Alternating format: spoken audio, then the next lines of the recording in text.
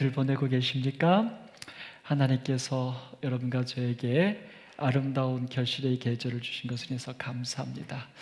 우리 저와 저희 가족들 모두는 우리 성도님들의 사랑과 기도의 덕분으로 추석을 잘 보내고 있습니다. 하나님께서 우리 모든 온한교회 성도들, 재림 성도들에게 계절의 자연의 결실 수확만이 아니라 우리 모두의 영혼의 수확도 하나님께서 꼭 결실해 주시기를 간절히 빕니다. 이 안식일 각자 있는 곳에서 우리 하나님과 더불어서 아름답고 행복한 안식일 되기를 간절히 바랍니다. 오늘은 복음으로 보는 교리 18번째 시간 예언의 선물에 대해서 함께 살펴보려고 합니다. 오늘 여기 명제 전체 정리에서 이러한 이야기를 주고 있습니다. 성령의 은사들 중에 하나는 예언하는 것이다. 맞습니다. 성령을 통하여 우리에게 주시는 여러 가지 달란트들, 능력들이 있습니다. 그 능력들은 복음을 위하여 우리에게 허락해 주신 하나님의 선물이지요. 그 복음의 여러 능력들 중에 이 예언하는 것, 이것은 하나님께서 성령을 통하여 우리에게 주신 은사입니다. 그렇다면 이 은사는 왜 우리에게 주셨을까요? 우리에게 절대적으로 필요하기 때문에 하나님께서 주신 것입니다. 오늘 저는 오남교회 모든 성도 여러분들이, 재림교회 모든 성도들이 이 예언의 은사를 충만히 받게 되기를 간절히 바랍니다. 왜냐하면 필요하기 때문에 하나님이 주시겠다고 약속하셨고, 그러므로 우리가 이 예언의 은사를 받아야지만 이 마지막 시대에 우리가 흔들림 없이 하늘을 향해서 나아갈 뿐만 아니라 남은 자손으로서의 우리의 사명을 감당할 수 있기 때문입니다. 여러분, 그래서 이 예언의 은사를 남은 교회임을 확인하는 표징이다라고 말을 했습니다. 이따 우리가 공부하시겠지만 남은 자손의 두 가지 특징이 나오지요. 하나는 하나님의 계명을 지키며, 그 다음 두 번째가 뭐지요? 예수의 증거를 가진 자들. 이 여기서 말한 예수의 증거가 바로 무엇인가 하면 예언하는 은사인 것입니다. 그러므로 남은 교회에는 하나님께서 하나님의 계명, 하나님의 말씀대로 사는 백성들에게 마지막 시대에 하나님의 종들로 그들에게 사명을 주셨기 때문에 그 사명을 감당하기 위하여 절대적으로 필요한 예수의 증거, 그것을 주셨다고 하는 것입니다. 그래서 남은 교회의 특징은 그냥 어떤 시대의 맨 마지막에만 존재하는 게 아니라, 조금 더 정확하게 말하면 그냥 성경대로 진리만 알고 있는 개념보다는 거기다 플러스 알파 예언하는 예언에 대한 성령의 은사를 받아야 합니다.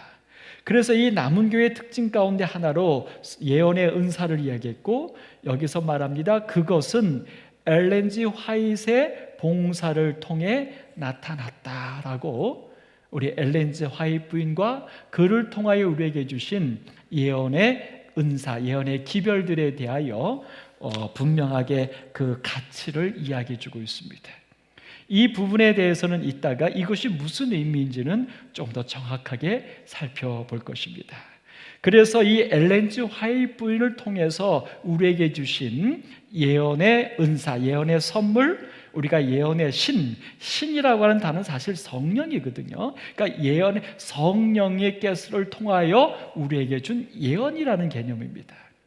그래서 그 예언의 신, 그의 저술들은 우리에게 무엇을 가르쳐 주냐면, 성경이 모든 가르침과 경험들을 시험하는 표준임을 우리에게 알려주고 있습니다. 먼저 시작하면서 선지자에 대해서 우리가 한번 좀 생각해 보아야 합니다. 여러분, 선지자 그러면 누가 떠오르십니까? 엘리야. 또 누가 떠오르십니까? 선지자 그러면 사무엘. 그럼 여러분, 선지자란 어떤 사람입니까? 선지자란 어떤 사람이죠? 이제 여기서부터 사실은 우리가 선지자에 대한 조금 뭐랄까요? 노멀한 평범한 개념보다는 아주 특별한 개념만 우리가 갖고 있는 것을 제가 좀 보게 됩니다. 예를 들어서 여러분, 선지자 그러면 우리는 말은 그렇게 하지만 특별한 사람으로 생각합니다. 하나님께서 부르시는데 아주 특별한 존재로 생각해요. 예를 들어서 나시린의 관점으로 한마디로 예를 들어 표현하면 적당할지 모르겠어요. 그러니까 선지자는 보통 사람 중에서가 아니라 아주 특별한 사람 중에서 하나님께서 부르신 특별한 존재로. 여러분, 이 사상이 어디에도 나타나냐면 바로 예수님께서 이 땅에 오셨을 때 나다나엘의 말을 통해서도 그 개념이 나타나는 것입니다. 분명히 빌립이 메시아를 만나고 나다나엘에 가서 그 나다나엘이 그렇게 기다렸던 메시아를 내가 만났다라고 얘기합니다. 그러면서 이제 빌립이 뭐라고 말하냐면 나사렛 예수다라고 말을 했더니 나다나엘이 뭐라고 대답합니까? 나사렛에서 어떻게 선한 메시아가 나올 수 있느냐? 그러니까 이스라엘 백성들은 분명히 성경에 그런 것에 대해서 얘기해 주지 않았음에도 불구하고 메시아는 보통 평범한 존재 속에서 나오지 않고 무언가 특별한, 마치 우리나라의 왕들을 보면 다 어디서나 태어납니까?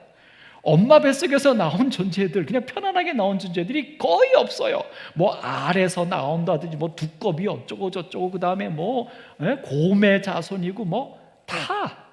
사실 여러분, 이것은요 하나님을 모르는 사람들만이 아니라 어떻게 보면 사단이 우리들에게 잘못 심어놓은 그 잘못된 착각, 환상일 수 있습니다.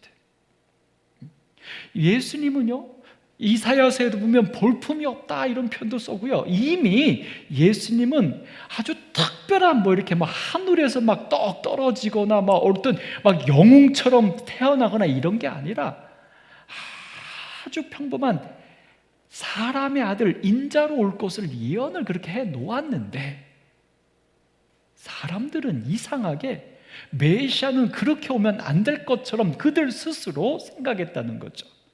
마찬가지로 선지자에 대해서도 우리는 어떻게 생각하냐면 보통 사람이라고는 생각을 우리는 일단 치워놓고 봅니다. 근데 여러분 가만히 보십시오. 성경에서 보통 사람처럼 태어나지 않은 나시린 중에서 선지자는 몇 사람이나 됩니까? 삼손, 그 다음에 사무엘, 침례와 또 누가 있습니까? 여러분 사실요, 선지자 가운데 우리가 굉장히 이스라엘 백성들로 높이치는 모세, 여러분 모세가 태어날 때 하나님께부터 점지받고 태어난 나시린입니까? 아니에요. 그냥 레위 집에서 태어났고 그의 부모가 너무 예뻐서 갖다 버리지 않고 키우다가 그것도 안 돼서 날강에 그냥 띄었던 존재예요. 여러분 아까 엘리야를 얘기하셨습니다. 갈멜산에 그다음에 불병거 타고 올라갔으니까. 근데 여러분 사실 엘리야가 처음 등장할 때 어떻게 등장합니까? 하나님이 엘리야에게 엘리야야, 아니요, 엘리야를 부르신 사건은 처음에 없어요. 어떻게 등장해요? 그냥 이렇게 나오죠. 디셉 사람 엘리야가 왕한테 나아가서 내가 섬기는 사시는 하나님의 이름으로 말하노니 하면서 자기가 자기의 신앙관을 쫓아서 아방의 우상 숭배에 대해서 지적합니다. 그리고 났더니 하나님이 엘리야에게 엘리야야 하고 나타나서 그리 시냇가로 도망가라. 그 다음부터 하나님이 엘리야에게 역사합니다. 그러니까 디셉 사람 농부 엘리야였다는 거예요. 여러분 성경에 나타난 소위 우리가 선지자라고 하는 사람들 거의 다 그냥 백성 중에서 있던 기드온, 다 그런 존재들이에요. 제사장의 직분만 세습됐지만 제사장은 선지자가 아닙니다. 엄격하게. 근데 선지자는 절대로 세습되거나 어떤 특별한 존재들에서만 나오는 그런 게 아니라 아무도 모르는 평범한 이 사람들 중에서 하나님의 성령이 임했을 때 그들은 선지자로 그의 사명들을 감당했다는 것입니다. 오늘 여기 교재에 나오는 한 예도 여호사밧이 남방 유다의 왕이었을 때 갑자기 원수들이 쳐들어왔는데 그것을 도저히 감당할 수가 없었어요.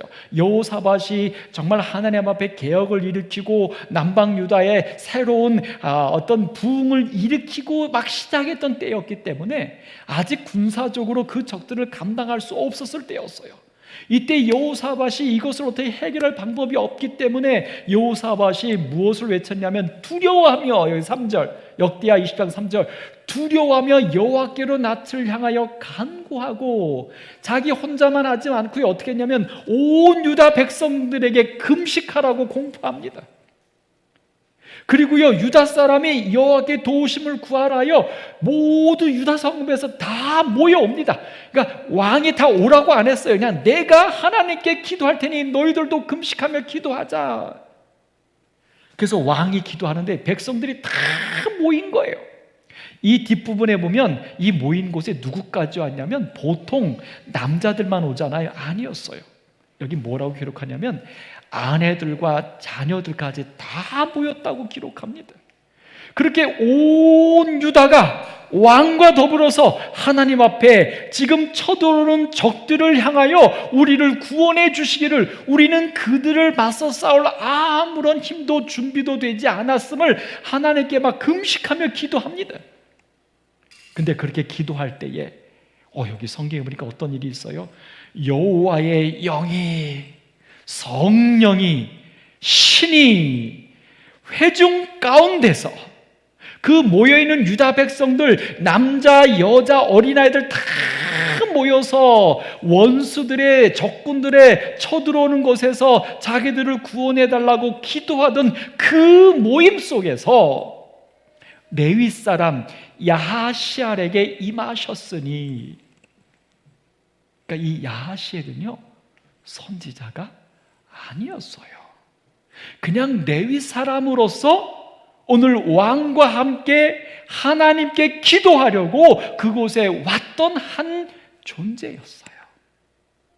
그런데 그곳에서 하나님께 간절히 기도하던 중에 그 모인 사람들, 그 수많은 사람들 중에서 바로 이 야하시엘에게 성령이 임하신 것입니다. 그래서 야하시엘이 벌떡 일어나서 그 성령의 감동하심으로 선지자가 되어서 예언을 합니다. 뭐라고 예언하냐면 하나님께서 오늘 우리를 구원하시는 것을 가만히 지켜보라고 말씀하신다고 하나님의 구원을 선포해요. 여러분, 야하시엘은 선지자 공부를 한 사람도 아니에요. 선지자라고 인정받은 사람도 아니에요. 그 전에 선지자로서의 어떤 모습을 보였던 것도 아니에요. 그런데 참 희한한 것은요, 우리가 주목해야 될 것은요, 이렇게 갑자기 모인 회중 중에 야하시엘이 일어나서 영에 감동하여서 하나님의 앞으로 일어날 이 사건에 대해 일어날 예언을, 하나님이 우리를 구원하신다는 예언을 쫙 말하니까 역대하 20장 20절에 여호사밧 왕이 뭐라고 말하냐면 이렇게 말해요. 우리가 늘 쓰는 말을 이때 한 겁니다. 너희는 너희 하나님 여호와를 신뢰하라. 그리하면 견고히 서리라. 그의 선지자들을 신뢰하라. 그리하면 형통하리라. 아멘. 그러니까 여호사밧 왕이 누구를? 바로 그 자리에서 하나님의 영에 감동하여 말하는 야하시엘을 누구라고 인정하고 있는 것입니까? 선지자라고.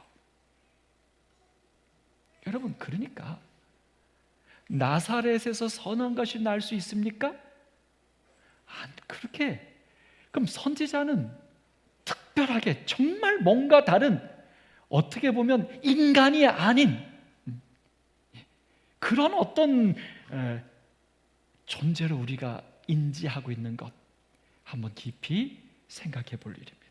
자, 이제 오늘 우리가 이 예언의 선물에 대해서 공부하면서 네 가지로 우리 교재에서는 나눠주고 있어요. 첫 번째는 성서시대의 예언적 선물, 두 번째는 마지막 때의 예언적 선물, 그리고 세 번째는 성경시대 이후의 예언자들과 성경의 관계, 그리고 마지막으로 우리 제7일 안식일 예수 재림교회 내에서의 엘렌 지 화이트분과 그가 쓰신 예언의 신의 위치, 입장, 이 네 가지에 대해서 교재에서는 설명해 주고 있습니다.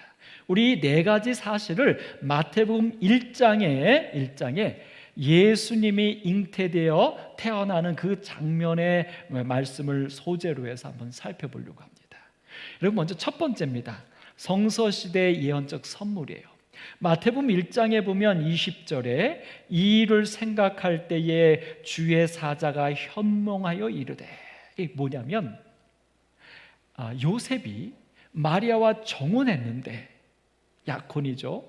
이제 그 마리아를 집으로 데리고 와서 합방해서 정식으로 부부로 살기 전에 그 마리아가 임신했다는 소식을 들은 것입니다.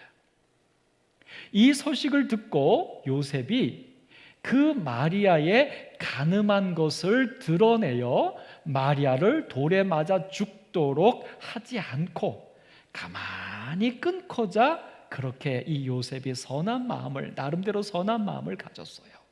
그러니까 그 마리아의 여자의 온전하지 못한 행위를 이 요셉이 드러내어 벌 주지는 않지만, 그러나 온전하지 못한 여자를 자기의 아내로 받아들이는 것만 이 요셉이 이제 정리하려고 했던 거죠. 이렇게 마음의 결심을 했는데도 불구하고 여기 20절에 보면 이 일을 생각할 때에 이렇게 하는 게 정말 하나님의 뜻일까? 어떻게 하는 게 하나님의 선하신 뜻일까라고 이 요셉이 하나님께 기도했다는 거죠.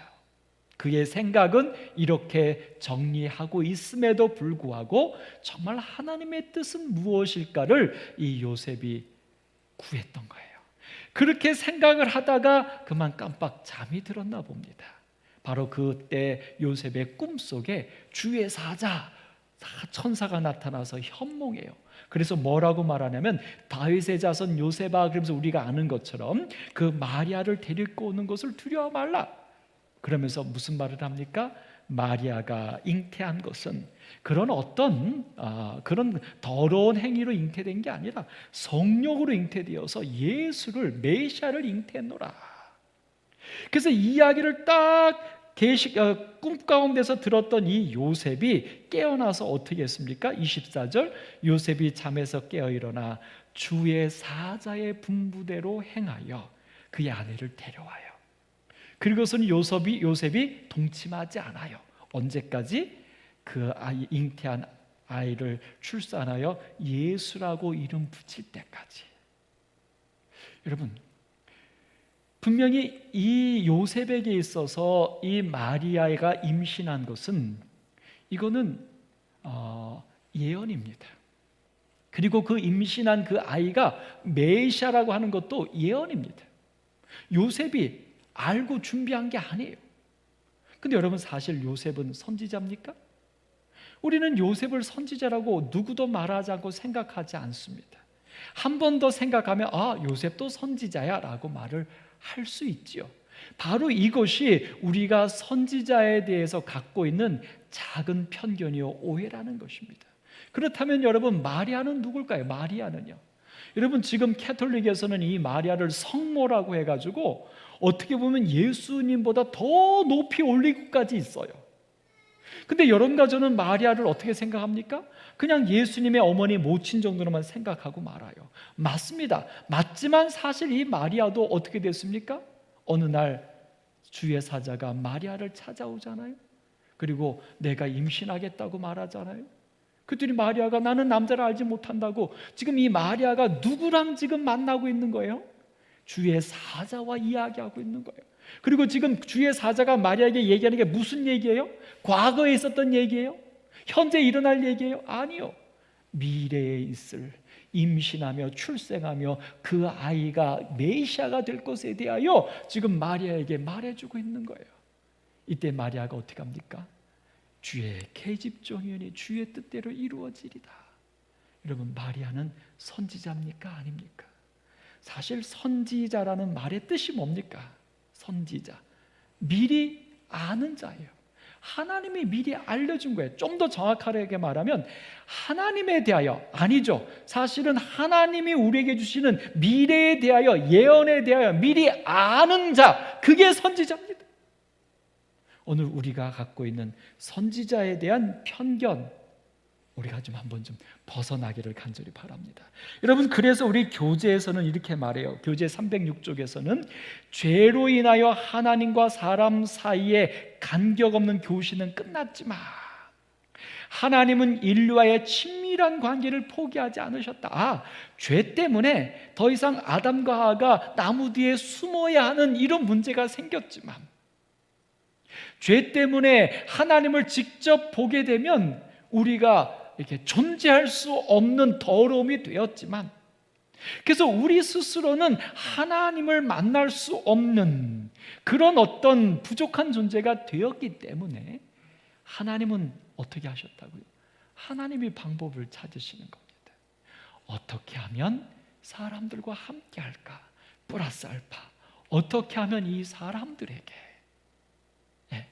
미래에 대하여 알려주어서 그들로 하여금 구원을 얻을 수 있는 그런 길로 인도해 줄 수 있을까? 하나님이 고민하셨다고요. 그래서 그 고민하신 하나님이 찾아낸 방법이 바로 뭔가 하면, 하나님은 선지자들을 통해 당신의 격려와 경고와 견책의 말씀을 보내기 시작하셨다. 아멘. 아멘. 오늘 여러분과 저에게 하나님께서 선지자를 통해서라도 우리를 만나시기를 원하시고 우리에게 귀한 구원의 길을 알려주시기를 정말 애쓰시는 우리 하나님을 인하여 감사하십시다. 그래서 이런 선지자를 통해서 하는데, 그래서 여러분 사실은 여기 요셉에게 주의 사자가 현몽하여서 뭐라고 말하냐면, 보라, 처녀가 잉태하여 아들을 낳을 것이요 그의 이름은 임마누엘이라 하리라 라고 말을 해줘요. 근데 사실 이 말은 새로운 말이 아니라 이사야서 7장 24절에 있었던 구약 성경에 이미 이사야 선지자를 통하여 하나님이 주셨던 예언의 말씀이었어요. 예언의 능력, 예언의 선물이었어요. 근데 이것을 이스라엘 백성들이 요셉조차도 읽고 있고 알고 있으면서도 불구하고 오늘 이 말씀이 지금 마리아에게서 이루어지는 것에 대해서는 몰랐던 거죠. 깨닫지 못하고 있었던 거죠. 근데 오늘 이제 어떻게 된 겁니까? 하나님께서 주의 사자를 통하여 요셉에게 현몽하여 알려주었기 때문에 요셉은 뭘 하게 된 것입니까?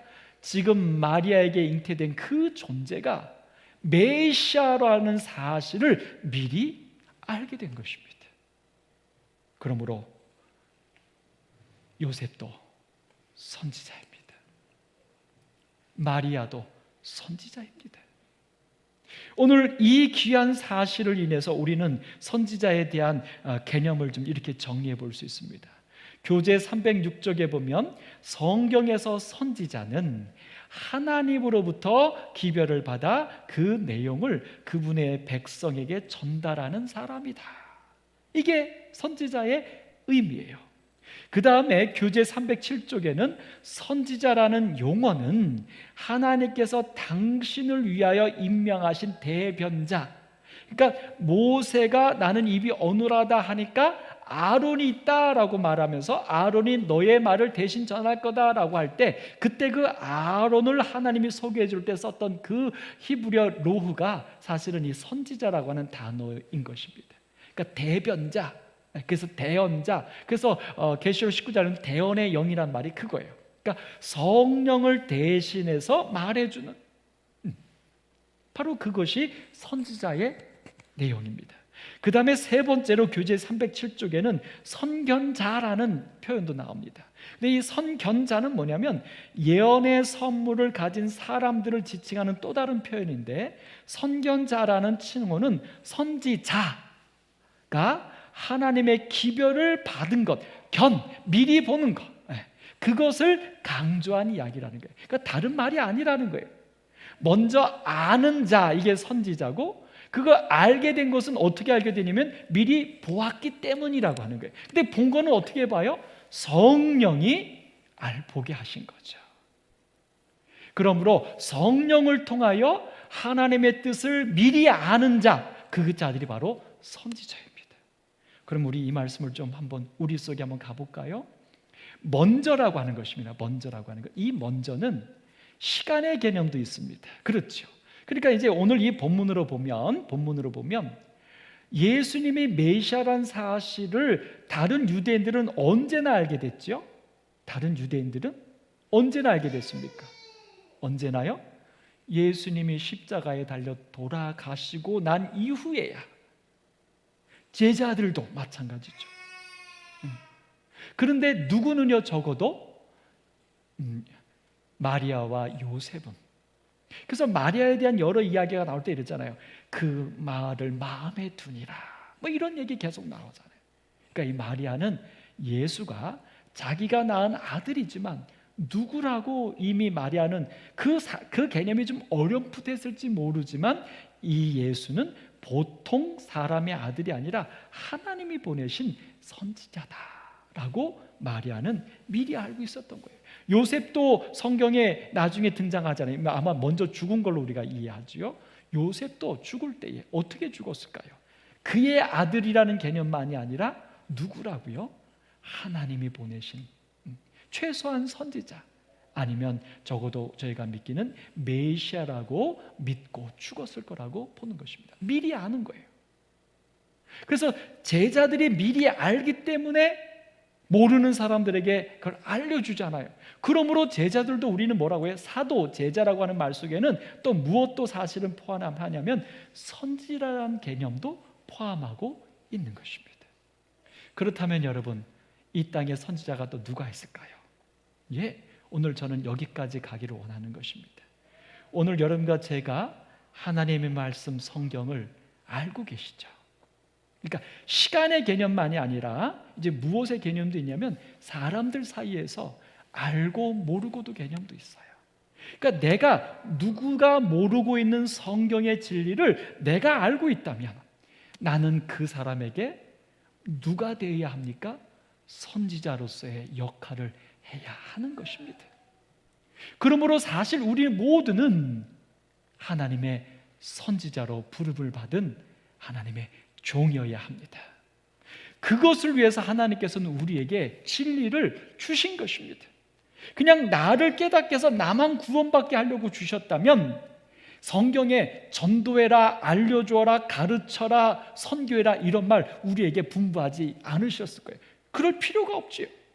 근데 우리에게 깨달은 것을 알려주고 전하라고 했던 것은 바로 우리가 어떤 사명을 감당하기를 원하신 것입니까? 선지자의 사명입니다. 특별히 여러분, 제7일 안식일 예수 재림교회, 특별히 남은 교회에 왜 예수의 증거, 예언의 선물이 남은 교회의 특징인 줄 아십니까? 여러분, 우리 제7일 안식일 예수 재림교회는 안식일의 진리를 깨달은 독특한 교단이 아닙니다. 안식일은요, 독특한 진리가 아닙니다. 안식일은 가장 성경에서의 기본적인 진리일 뿐이에요. 그럼 재림교회가 정말 남은 자손인 이유가 무엇인가? 하나님의 계명이 아니에요. 진짜 남은 자손 이유는 뭐냐면 예수의 증거를 가진 거예요. 예수의 증거는 뭔가? 그건 예언의 능력이에요. 다니엘과 계시록, 아니 하나님께서 우리에게 주신 성경의 예언, 모든 선지자를 중에서 주신 성경의 예언, 지구 역사의 마지막과 인간의 구원, 지구의 온전한 구원을 위하여 하나님께서 우리에게 미리 알려주셔서 우리로 하여금 준비하게 하고 우리로 하여금 구원받게 하기 위해서 선지자들을 통하여 미리 주신 이 성경에 있는 예언들, 그 예언들을 오늘 제7일 안식일 예수 재림교회는 그 성경의 예언의 기별을 정확하게 가지고 있는 것입니다. 이것이 예수의 증거예요. 이것이 예언의 기별이에요. 그런데 우리가 그것을 제대로 이해하지 못하고 있다면, 그 다음에 그 예언의 기별을 갖고 있으면서도 그 기별을 쫓아 살고 있지 않다면, 그 다음에 그 기별을 나만 알고 모르는 자들에게 알려주지 않는다면 우리는 또 하나의 거짓 선지자일지 모릅니다. 하나님께서 오늘 우리를 선지자로 부르신 사실에 대하여, 선지자에 대한 개념에 대해서 우리가 조금 더 성경적인 의미로 확대해서 이해하시기를 간절히 바랍니다. 그래서 아모스 3장 7절에는 분명히 우리에게 이렇게 말씀하셨잖아요. 주 여호와께서는 자기의 비밀을 그종 선지자들에게 보이지 아니하시고는 결코 행하심이 없으시리라. 아멘. 다시 말해서 뭐냐면, 하나님께서는 이 지구의 역사에서 하나님의 구원의 계획과 섭리를 우리 선지자들을 통하여 이 세상에 미리 꼭 알려주신다는 거예요.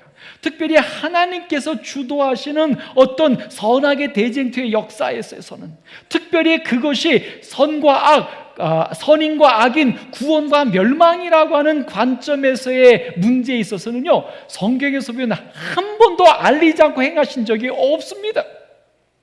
그게 첫 번째가 뭡니까? 선악을 알게 하는 나무를 먹으면 죽는다는 거예요. 그것을 하나님이 비밀로 하지 아니하셨어요. 그것을 하나님은 처음부터 말씀해 주셨어요. 왜냐하면 그것은 삶과 죽음의 문제, 예언이기 때문에. 노아 홍수도 어떻게 하셨습니까? 하나님이 120년 전에 알려주셨어요. 니느웨 성의 멸망은 어떻게 하셨습니까? 요나를 통하여 알려주셨어요. 소돔과 고모라 성의 멸망은 어떻게 하셨습니까? 아브라함을 통하여 또 알려주셨어요. 그렇다고 한다면 마지막 모든 운명의 결정판인 재림은 하나님이 우리한테 알려주시지 않을까요? 아니요. 분명히 하나님이 알리실 겁니다. 누구를 통하여? 선지자들을 통하여. 그러므로 이 마지막 재림 직전에 재림을 알리는, 미래에 일어날 재림을 알리는 선지자들이 있어야 하는 것입니다. 그 예언을 외치는 자들이 있어야 하는 것입니다. 그래서 남은 교회의 특징이 바로 뭐냐면, 예수의 증거, 예언의 신, 예언의 선물, 예언의 능력을 가진 그 교회가, 그 사람들이 바로 남은 무리, 남은 자손인 것입니다. 오늘 그 사명이 여러분과 저에게 주어져 있음을, 그 막중한 사명이 우리에게 있음을 우리가 인지하게 되기를 바랍니다. 여러분, 이건 두 번째 마지막 때 예언적인 선물입니다. 그런 관점에서 여기 예수님이 예수란 이름의 뜻이 구원할 자잖아요. 그러니까 만약 이 요셉이 이 마리아를 데려오지 못했다면, 안 했다면 이 예수는 사생아처럼 태어나게 될 것입니다. 그리고 요셉의 자손, 다윗의 자손이라고 하는 성경의 예언이 이루어지지도 못할 것입니다.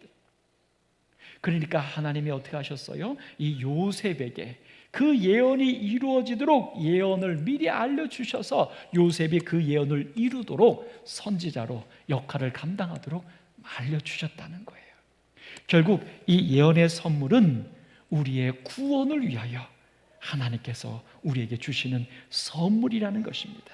그래서 이 영적 선물은요, 마지막 때까지도, 사실은 언제까지요? 이 세상이 완전한 구원이 이루어질 때까지 하나님의 예언의 선물은 우리에게 역사하시고 주어진다는 사실입니다.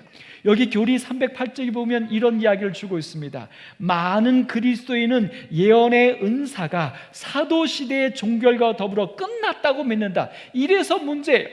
그러니까 선지자는 요 성경에서 끝, 소위 사도 바울로 끝, 이렇게 우리가 생각하고 있다는 거예요. 그러니까 성경에 나타난 사람만 선지자다. 조금 더 정확하게 가면 성경을 기록한 사람만 선지자다라고 하는 우리의 또 하나의 편견이 있다고 얘기하는 거예요. 그러나 분명히 말합니다. 그러나 성경은 마지막 때의 위기 동안에 교회가 하나님의 지도를 받아야 할 특별한 필요가 있음을 밝힌다. 아까 성경 말씀하셨잖아요. 하나님께서는 그 종들을 통하여 앞으로 되어질 일을 말씀하지 않고는, 예언해 주지 않고는 행하실 일이 없다. 그러니까 이 지구 역사의 마지막 장면에도 예언의 은사는 있어야 하는 것입니다. 하나님이 우리를 구원코자 하시니까요. 그래서 교리 309쪽에 보면 이런 말씀을 주셨습니다. 예언의 은사를 포함하여 이 은사는 그리스도께서 재림하실 때까지, 재림하실 때까지, 선지자의 역할은 재림하실 때까지 하나님의 백성들의 유익을 위하여 작용을 계속할 것이다. 아멘. 따라서 바울은 신자들에게 뭐라고 권면했냐면, 바울이 권면했어요. 성령을 소멸하지 말라. 그 다음에 예언을 멸시치 말라라고 말했어요. 성경으로 다 끝난 게 아니라는 거예요. 그러면서 한마디 더 합니다. 신령한 것을 사모하되, 그러니까 성령의 여러 은사들을 사모하되 특별히 예언을 하려고 하라고까지 적극적으로 사도 바울은 백성들에게 권면하고 있는 것입니다. 특별히 사도 바울에게 있어서의 후계자, 디도라든지 디모데라든지 지도자들에게만 예언을 배우고 가르치고 삼아라고 한 게 아니라, 지금 이거는 고린도전서의 내용이에요. 그러니까 고린도 교인들에게 보내는 편지에서 일반 교인들에게 뭐 하라고 권면하는 겁니까? 예언을, 특별한 예언을 사모하라고 보냈다는 거예요. 그러니까 일반 교인들이 예언하는 선지자의 그 깨달음과 그 역할을, 그 능력을 간구하고 그것을 행사하도록 사모하라고 제안했다는 것입니다. 하물며 지구 역사의 마지막에 하나님의 구원이 결정되는 즈음에 하나님의 구원에 관계된 예언은 그것이 멈춰야 하겠습니까? 아니에요. 멈춰서는 안 됩니다. 오히려 더 풍성해야 합니다. 그래서 우리는 기다리고 있지 않습니까? 늦은 비 성령의 역사를. 여러분, 늦은 비 성령의 역사가 우리가 생각하는 것처럼 어떤 물리적인 산이 옮겨진다든지 먹을 게 생긴다든지 병든 자가 막 낫게 하다든지, 여러분, 이런 물리적인 것들만이 늦은 비 성령의 역사일 거라고 생각하시지 않지 않습니까? 늦은 비 성령의 역사 중에 최고는 바로 예언의 능력입니다.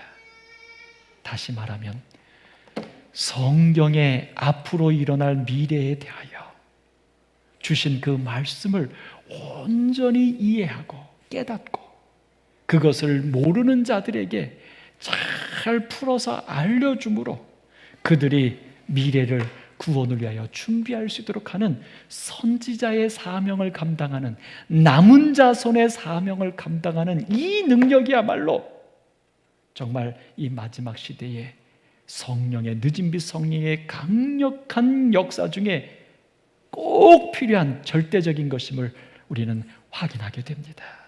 재림하실 때까지 선지자의 역할은 있어야 하는 것입니다.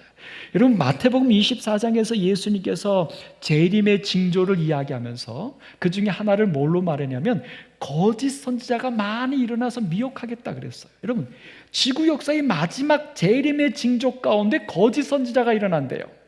그러니까 사실은 성경에서 요한계시록까지 해서 선지자가 끝났다면 마지막 시대에 거짓 선지자가 일어나면 누가 믿겠습니까? 선지자 다 끝났는데. 근데 예수님 재림 직전에 재림의 징조 가운데 거짓 선지자가 일어나고 사람들이 믿겠다는 거예요. 이건 무엇을 얘기합니까? 마지막 예수의 재림의 때에 그런 징조들이 일어난 때에도 누가 있겠다는 거예요?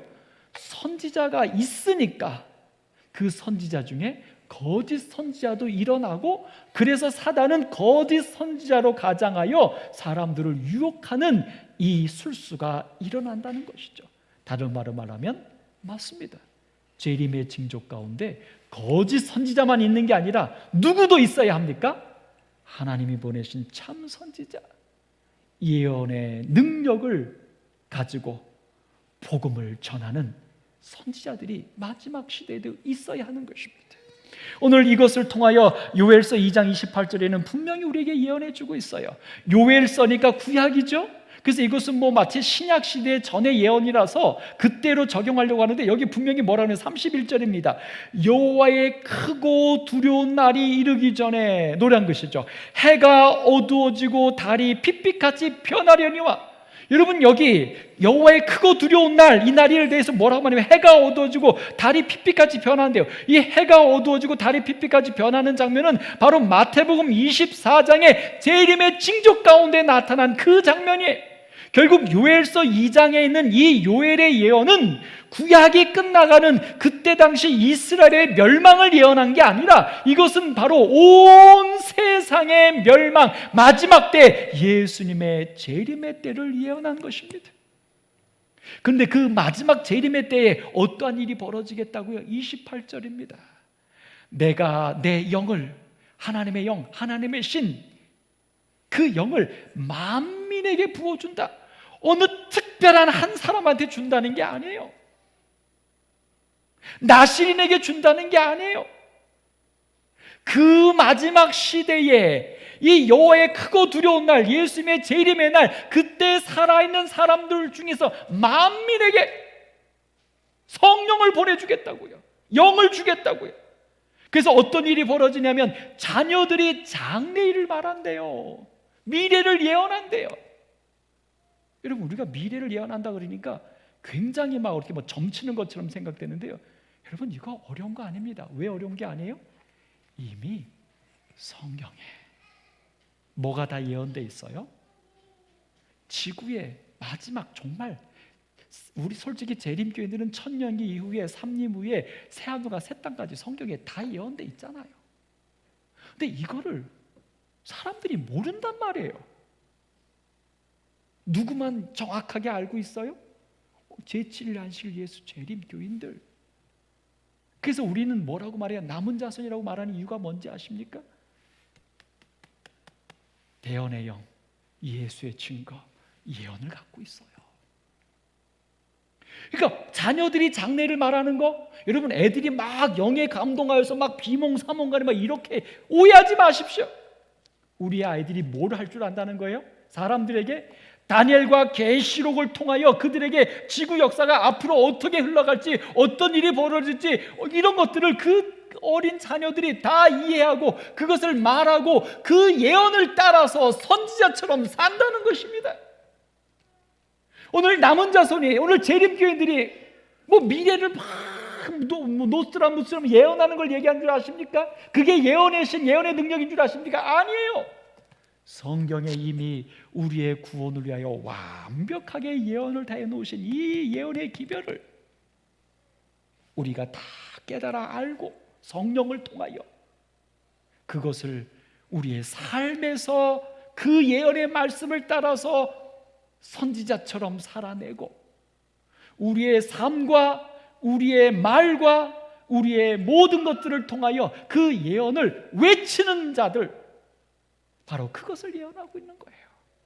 오늘 저는 우리 오남교회 어린아이들이 장래일을 말하는 하나님의 선지자들이 되기를 간절히 소망합니다. 우리 재림교회 청년들이 정말 성경에 주신 예언의 기별, 하나님의 말씀을 따라 이 지구의 역사의 시종을 꿰뚫어 봄으로 말미암아 지금 우리 현실적으로 눈앞에 일어나는 어떤 세상적인 일들로 인하여 좌절하거나 절망하거나 우울에 빠지는 그런 세상적인 가치관으로 이 세상을 바라보는 우리의 청년들이 아니라 하나님의 축복 속에 성령의 은사로 말씀을 통하여 예언의 기별을 이해함으로 세상을 하나님의 관점에서 역사를 꿰뚫어 보고 지금 이 시대에 내가 무엇을 하며 어떤 것이 소중하고 가치 있는지를 깨달아서 그 일에 그 젊은이들의 힘과 역량을 바치는 선지자들로 살기를 간절히 소망하는 것입니다. 우리 오남교회 성도들이 그렇게 살기를 소망합니다. 아니, 우리 재림교회 성도들이 그렇게 살았으면 좋겠어요. 현실적으로 일어나는 일들에 따라서 일희일비하면서 하나님을 모르는 이방인들과 똑같이 울고 우울하고 화내고 분노하고 휘둘리는 하나님을 모르는 자들처럼, 예언을 모르는 자들처럼 살지 않기를 간절히 소망합니다. 그래서 오늘 교제에서는 이렇게 분명히 말하고 있어요. 재림 직전에 사탄은 그 여자의 남은 자손 곧 그리스도에 대한 충성을 포기하고 거부한 남은 교회를 공격할 것이다.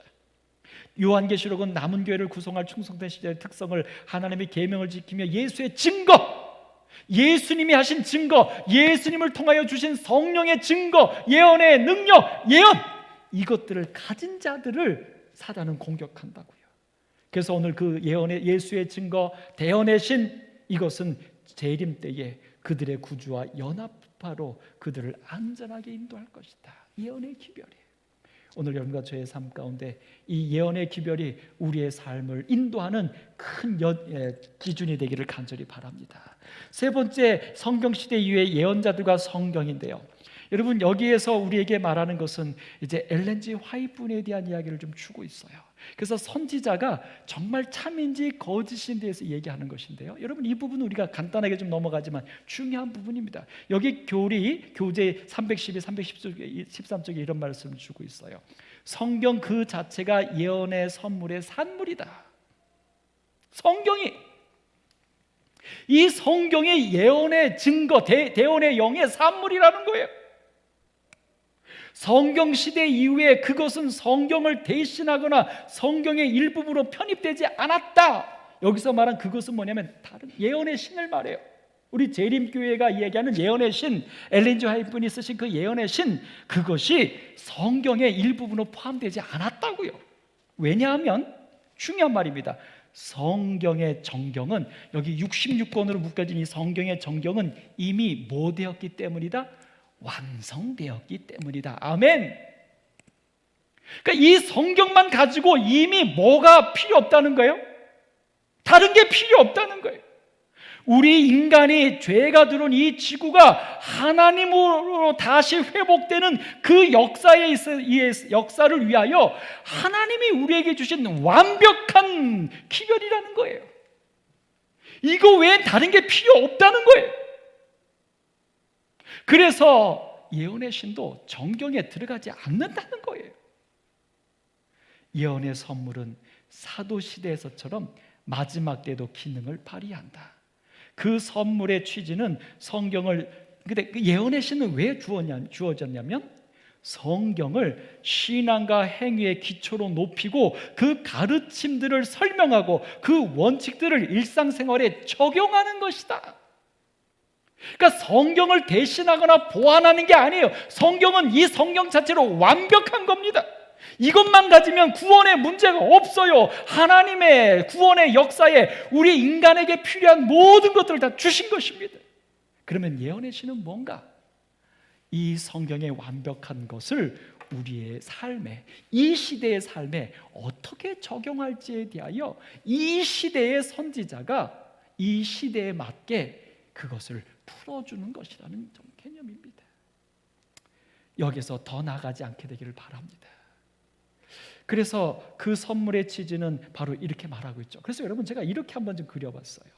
이 교재 314쪽의 그 예언의 선지자에 대한 이야기인데요, 마지막 에스더의 예언의 신입니다. 여기 이런 표현을 썼어요. 교재에서 314쪽, 예언의 선물은 제7일 안식을 예수 재림교회 창설자의 한 사람인 엘렌 G 화이트의 봉사활동 가운데 나타났다.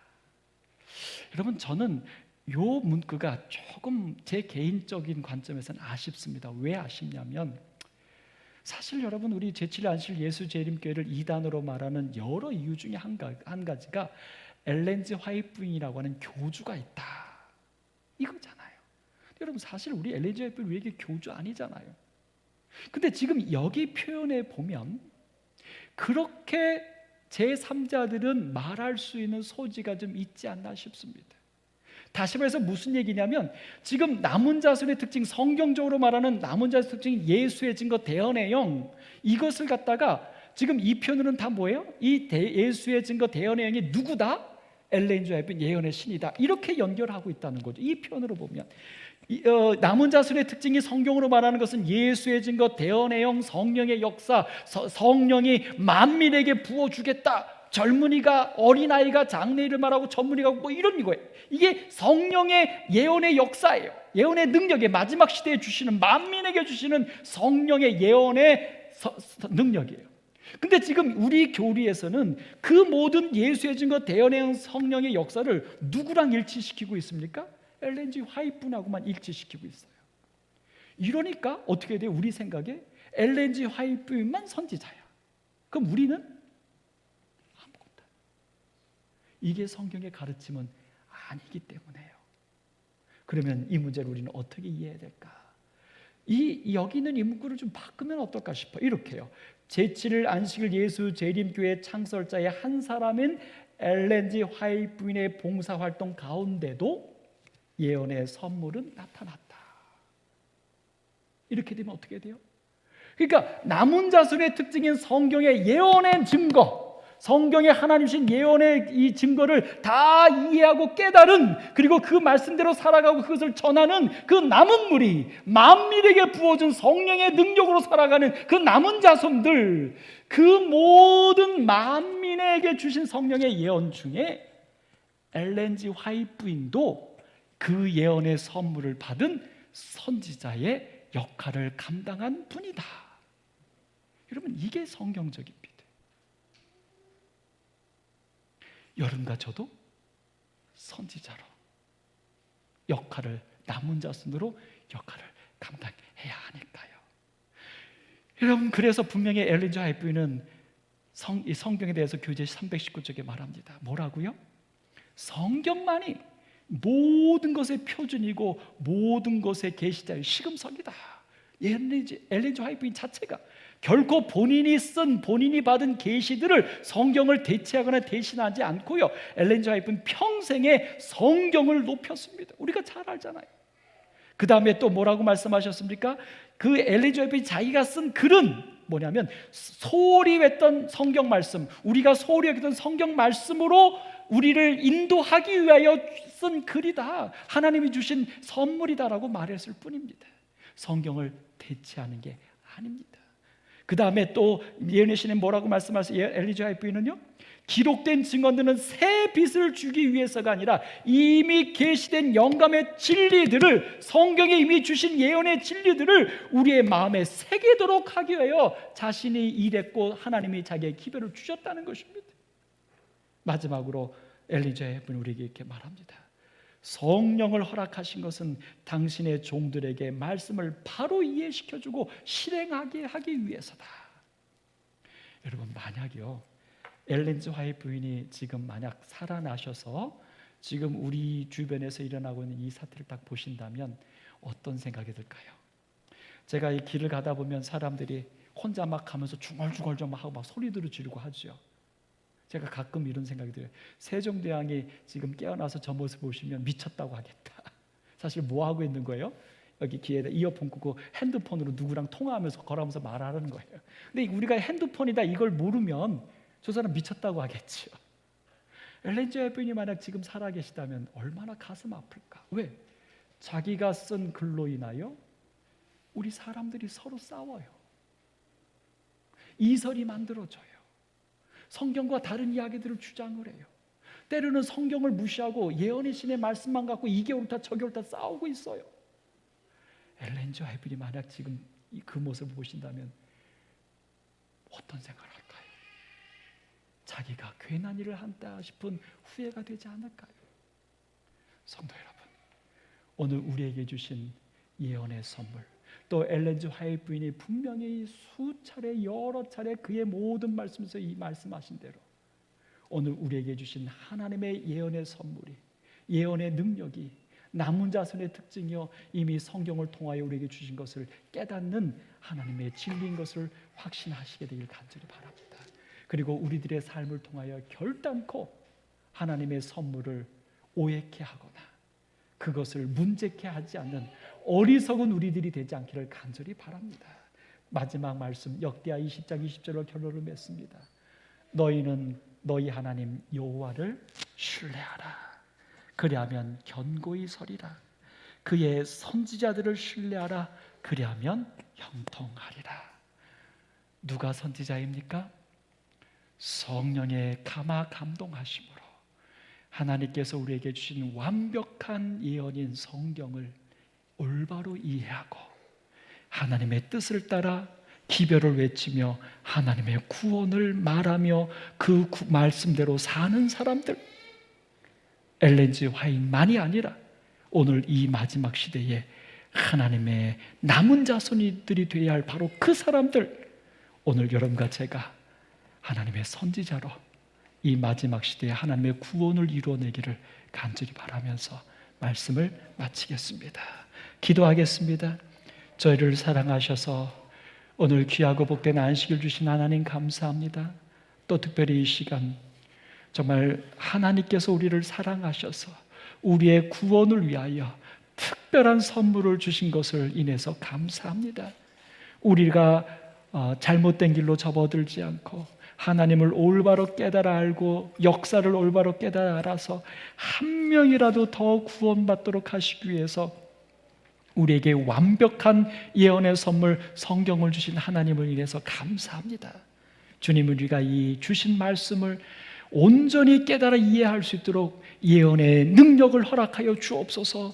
성령의 감동하심을 허락하여 주옵소서. 그리고 하나님께서 우리에게 선물로 주신 엘렌 G 화이트분을 통하여 주신 그 아름다운 성령의 기별들을 오늘 우리가 성경의 말씀에 맞춰 올바르게 이해하고 올바르게 사용함으로 말미암아 그 예언의 선물이 편견과 오해와 혹여 복음을 막는 일이 되지 않도록 도와주옵시고, 오늘 우리가 깨달아 알 예언의 기별 또한 우리의 삶을 통하여 그것이 가려지지 않도록, 그리고 우리의 삶을 통하여 오히려 그 예언의 능력이 사람들에게 구원을 이루게 하여 주옵소서.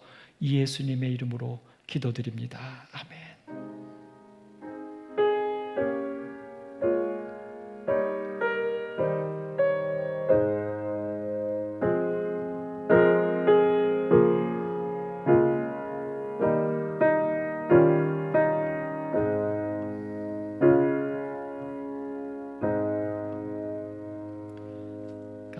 감사합니다. 편한 밤 되시고요. 내일 10시 15분 우리 함께 아름다운 안식일 예배로 맞겠습니다. 감사합니다.